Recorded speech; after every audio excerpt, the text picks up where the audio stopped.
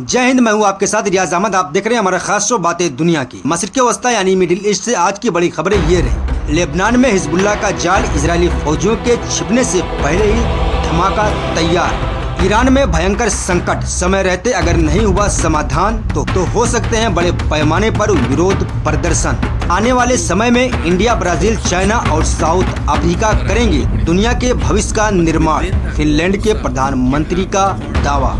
रूस की oil refinery पर यूक्रेन का बड़ा हमला और नेतन्याहू पर बरसे ज़ेलेंस्की। दोस्तों, शुरुआत करते हैं पहली बड़ी खबर के साथ। ईरान के भीतर एक बहुत बड़ा संकट पैदा हो गया। महंगाई, बेरोजगारी और ब्लॉकेट से पैदा हुई संसाधनों की किल्लत ने अब उस स्तर को छू लिया जहां से खुद ईरान के बड़े नेताओं ने अलार्म बजा दिया। ये बात ईरान की नेशनल सुप्रीम काउंसिल के नेतृत्व कर रहे मोहम्मद बकर ज़ोलकदर ने कही है। उन्होंने खुलकर स्वीकार किया कि हालात बहुत खराब हैं। उनके शब्दों में, अगर जल्द ही स्थिति में सुधार नहीं हुआ तो एंटी रेजिम प्रोटेस्ट यानी शासन के खिलाफ प्रदर्शन फिर से शुरू हो सकते हैं। दोस्तों, ये कोई साधारण चेतावनी नहीं है, क्योंकि ईरान में पिछले कुछ सालों में ऐसे विरोध प्रदर्शन हो चुके हैं जिन्हें दबाने के लिए सेना तक उतारनी पड़ी थी। महंगाई और बेरोजगारी दो ऐसे हथियार हैं जो किसी भी मजबूत से मजबूत सरकार को घुटनों पर ला सकते हैं। ईरान में रियाल यानी ईरानी करेंसी की वैल्यू लगातार गिर रही है। $1 की कीमत कई लाख रियाल को पार कर चुकी है। रोटी, दाल, चावल, तेल, रोजमर्रा की हर चीज का दाम आसमान पर है। इससे पहले राष्ट्रपति मसूद पेजिशकियान ने भी एक बड़ा कदम उठाया था। देश में बिजली की लगातार कटौती हो रही थी। गर्मियों में पंखे नहीं चलते, घर, अस्पताल, फैक्ट्रियां सब अंधेरे में। ऐसे में पेजिशकियान ने जनता से समर्थन मांगा। उन्होंने कहा कि वे समस्या जानते हैं, मगर बिना जनता के सहयोग के ये मुश्किल है। ये अपने आप में एक बड़ा इकरार है कि एक राष्ट्रपति को अपनी ही जनता से गुजारिश करनी पड़ रही। लेकिन दोस्तों, असली वजह जिसने ईरान का गला घोंट रखा है वो है अमेरिका का ब्लॉकेड।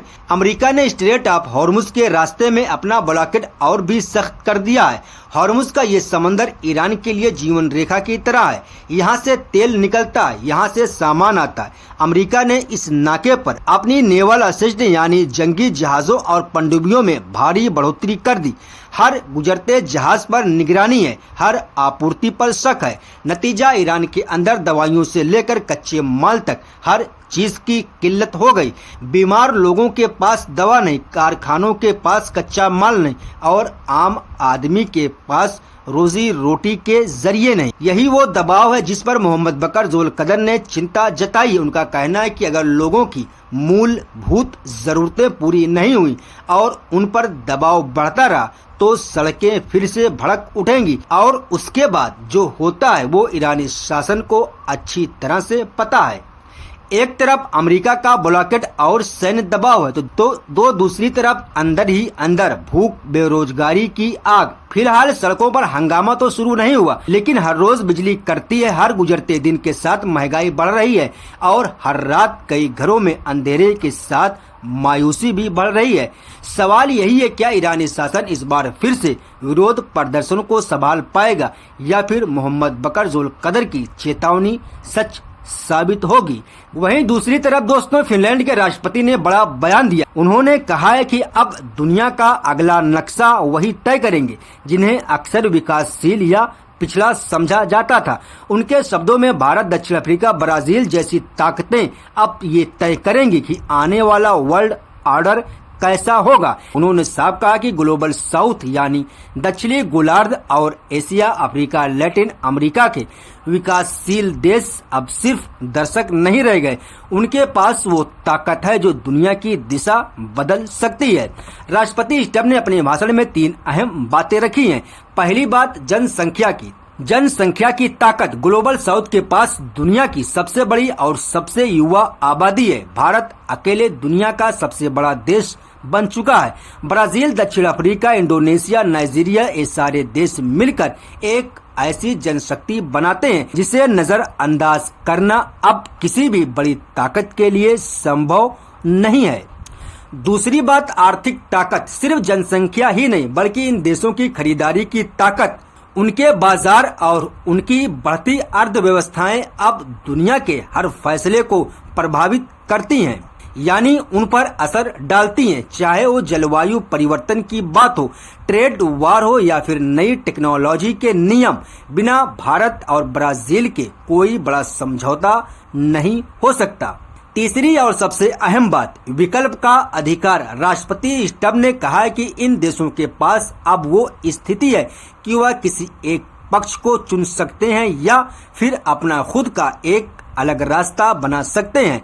यानी उन्हें अब जरूरी नहीं है कि वे अमेरिका या चीन या रूस किसी के साथ जाए, वे अपनी शर्तों पर अपना गठबंधन खड़ा कर सकते हैं।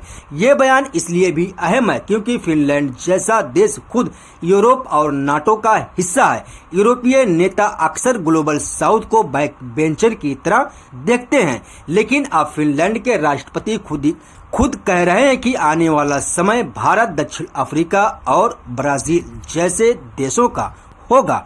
इस बयान के पीछे की बड़ी वजह यह भी है कि पिछले कुछ सालों में दुनिया बहुध्रुवीय होती जा रही है।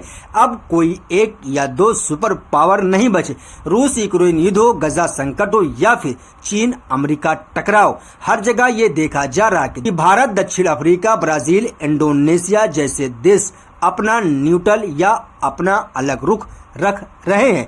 वे न तो पूरी तरह पश्चिम के साथ जा रहे, न रूस या चीन के साथ, वे अपनी राह अलग बना रहे हैं। फिनलैंड के राष्ट्रपति का ये कहना मानो एक संकेत है कि अब यूरोप को भी स्वीकार करना होगा कि दुनिया बदल चुकी है। अब वही देश तय करेंगे जिनके पास नंबर है, नंबर यानी आबादी, बाजार और बढ़ती ताकत। दोस्तों, और अंत में उन्होंने एक और अहम बात कही है। उनके मुताबिक ये देश सिर्फ ये नहीं सोच रहे कि किसके साथ जाना है, बल्कि वे ये भी सोच रहे हैं कि दुनिया को कैसे बदलना है। यानी अब वे सिर्फ प्रतिक्रिया नहीं दे रहे, बल्कि खुद एजेंडा सेट कर रहे हैं। फिलहाल इस बयान पर दुनिया भर में चर्चा हो रही। भारत, ब्राजील और दक्षिण अफ्रीका जैसे देशों ने अभी कोई आधिकारिक जवाब नहीं दिया है, लेकिन विशेषज्ञों का मानना है कि ये एक तरह से ग्लोबल साउथ की बढ़ती ताकत का आधिकारिक स्वागत है। अब देखना यह है कि ये देश आपस में कितना एकजुट हो पाते हैं, क्योंकि भारत और ब्राजील और दक्षिण अफ्रीका तीनों की अपनी अलग प्राथमिकताएं हैं। लेकिन राष्ट्रपति स्टब ने जो कहा उससे एक बात तो तय हो गई, अब दुनिया को अकेले अमेरिका या चीन नहीं चलाएगा। अब बाकी दुनिया भी मेज पर बैठेगी और उसके हाथ में ताश के पत्ते होंगे, सिर्फ देखने वाली कुर्सी नहीं। दोस्तों, अब चलते हैं अगली खबर की तरफ। लेबनान के दक्षिणी सरहदों पर एक ऐसा मंजर देखने को मिला है जिसने इजरायली सेना के होश उड़ा दिए। हिजबुल्लाह ने अपनी जमीन पर दुश्मन के लिए वो इंतजाम कर रखा था जिसकी उन्होंने कल्पना भी नहीं की होगी। जिस जगह को इजरायली सैनिक छिपने और अपनी गतिविधियों को अंजाम देने के लिए सुरक्षित यानी सेफ समझ रहे थे, वही जगह उनकी कब्रगाह बन गई। ये सिर्फ एक धमाका नहीं था, बल्कि एक पूरी तरह से योजनाबद्ध और अंजाम दी गई सैन्य कार्रवाई थी। आइए आपको इस पूरे ऑपरेशन की हर परत को खोलकर बताते हैं। बीते दिनों दक्षिण लेबनान का बॉर्डर टाउन तैयबे एक बड़े टकराव का गवाह बना। हिजबुल्लाह के लड़ाकों ने पहले से ही इस इलाके को रेकी कर रखा था। जानकारी के मुताबिक उन्हें पता चल गया था कि इजरायली सेना की एक टुकड़ी इस इलाके में घुसने वाली है। हिजबुल्लाह ने अपनी पुरानी गुरिल्ला रणनीति को एक नया और खतरनाक रूप दे दिया। पुराने जमाने में वे सुरंगों और बंकरों का इस्तेमाल करते थे, लेकिन अब उन्होंने आधुनिक तकनीक को अपना लिया।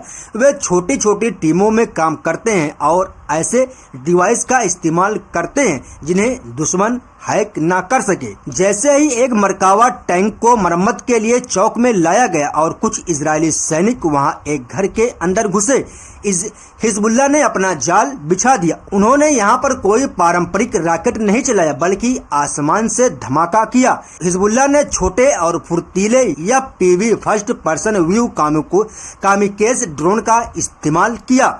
ये ड्रोन इतने छोटे होते हैं कि रडार पर इनका पता लगाना मुश्किल होता है और ये बिल्कुल सटीक निशाने पर लगते हैं। दोस्तों, पहला धमाका टैंक पर हुआ। हिजबुल्लाह के मुताबिक ड्रोन ने सीधा टैंक को निशाना बनाकर उसे नष्ट कर दिया। इसके बाद जो हुआ वो एक थ्रिलर फिल्म की सीन से कम नहीं था। दोस्तों अब अगली खबर रूस से है। रूस के ब्लैक सी के किनारे पर मौजूद एक ऑयल रिफाइनरी एक बार फिर से दहक रही है। यूक्रेन ने 28 अप्रैल को इस रिफाइनरी पर एक बड़ा ड्रोन हमला किया। इसके बाद पूरे प्लांट में कम से कम 3 अलग अलग जगहों पर भारी आग लग गई। पिछले 12 दिनों में इस ऑयल इंफ्रास्ट्रक्चर पर ये तीसरा बड़ा हमला है। इससे पहले 16 और 20 अप्रैल को भी यहाँ जोरदार हमले हुए थे, जिसमें दर्जनों फ्यूल स्टोरेज टैंक तबाह हो गए थे। यूक्रेन के जनरल स्टाफ ने कहा है कि यह रिफाइनरी रूसी फौज को ईंधन सप्लाई करने का काम करती है, इसलिए इसे निशाना बनाना जरूरी था ताकि रूसी फौज की रफ्तार को रोका जा सके। दोस्तों इस ताज़ा हमले के बाद रिफाइनरी के अंदर मौजूद फ्यूल टैंकों से आग की ऊंची लपटें उठ रही हैं। दोस्तों बात करते हैं ईरान की। ईरान जो किसी भी कीमत पर झुकने को तैयार नहीं है, उसने अपनी शर्तें सामने रख दी हैं। इसी वजह से अमेरिकी राष्ट्रपति डोनाल्ड ट्रंप अब एक ऐसे दो राहे पर खड़े हो गए हैं जहां से लिया गया एक फैसला या तो राहत दे सकता है या फिर मुकम्मल तबाही ला सकता है। 28 अप्रैल की शाम को आई एक खुफिया रिपोर्ट के मुताबिक ईरान के साथ निपटने के लिए ट्रंप 2 रास्तों पर गौर कर रहे हैं। या तो सीधे मिलिट्री हमले किए जाएं और दोबारा जंग छेड़ दी जाए, या फिर मैक्सिमम प्रेशर वाली पाबंदियों को जारी रखा जाए ताकि ईरान को समझौते के लिए मजबूर किया जा सके। और इसके लिए होर्मुज की नाकाबंदी और भी टाइट होगी। दोस्तों इस कशमकश की अहम बात यह है कि ट्रंप ने कई बार बहुत सख्त रुख अपनाया है। अपने एक सलाहकार से तो उन्होंने यहां तक कह दिया कि ईरान के लीडर सिर्फ बमों की जुबान समझते हैं। उनके इस बयान से साफ है कि वो ईरान को पूरी तरह दबाने के हक में हैं, लेकिन दबा नहीं पा रहे। हालांकि उनके करीबी ये बताते हैं कि डोनाल्ड ट्रंप नए हमले शुरू करने को लेकर काफी चौकन्ने हैं। वो फिलहाल इस बात को लेकर परेशान तो हैं, लेकिन जमीनी हकीकत भी समझ रहे हैं कि ईरान कोई आसान खिलाड़ी नहीं है। दोस्तों ट्रंप फिलहाल फौजी ताकत का इस्तेमाल करने से बच रहे हैं, लेकिन इसका मतलब ये नहीं है कि वो अपने कदम पीछे खींच रहे या कभी हमला नहीं करेंगे।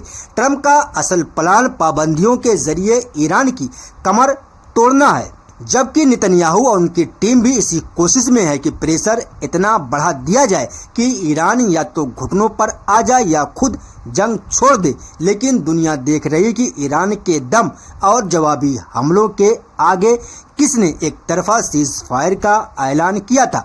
अब देखना यह है कि डोनाल्ड ट्रंप तबाही का रास्ता चुनते हैं या फिर पाबंदियों के जरिए कोई बीच का रास्ता निकलता है। फिलहाल हालात तो टेंशन भरे हैं, लेकिन कंट्रोल में जरूर है। और इन्हीं तनावों की वजह से देखिए होर्मुज में क्या मंजर बन रहा है। सड़क पर तो सब नॉर्मल लगता है, कारें, ट्रक, मोटरसाइकिल, लेकिन समुंदर के अंदर का मंजर बिल्कुल अलग है।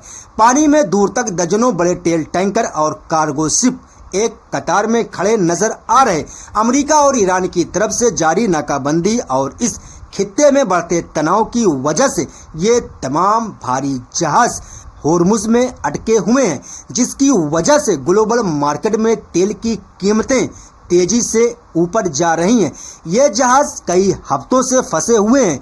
दुनिया भर का लगभग 20% तेल इसी रास्ते से होकर गुजरता है, लेकिन आज ये जगह किसी पार्किंग लॉट जैसी दिख रही। ये तस्वीरें गवाह हैं कि अमेरिका और ईरान के बीच चल रही तनातनी ने किस तरह पूरी दुनिया की सप्लाई लाइन को ठप कर दिया। ये मंजर बताता है कि अगर जल्द कोई हल नहीं निकला, आने वाले दिनों में ग्लोबल इकोनॉमी को इसकी बहुत बड़ी कीमत चुकानी पड़ सकती है। आपको और हमको भी वो कीमत चुकानी पड़ेगी। यूक्रेन के राष्ट्रपति व्लादिमीर जेलेंस्की अब नेतन्याहू पर बरस पड़े हैं। दोनों मुल्कों के बीच तनाव बढ़ रहा और वजह है चोरी का अनाज। अब इस मामले में यूक्रेन इजराइल के खिलाफ कुछ पाबंदियां लगाने की कोशिश में जुट गया है। 28 अप्रैल को आई इस बड़ी खबर को थोड़ा तफसील में समझ लीजिए। यूक्रेन के राष्ट्रपति जेलेंस्की ने इजराइल को चोरी का अनाज अपने बंदरगाहों पर उतारने की इजाज़त देने के लिए खरी खोटी सुनाई है। जेलेंस्की ने दावा किया कि इजराइल उन जहाज़ों को पनाह दे रहा जो रूस के कब्जे वाले यूक्रेनी इलाकों से चोरी किया गया यूक्रेनी अनाज लेकर आ रहा है।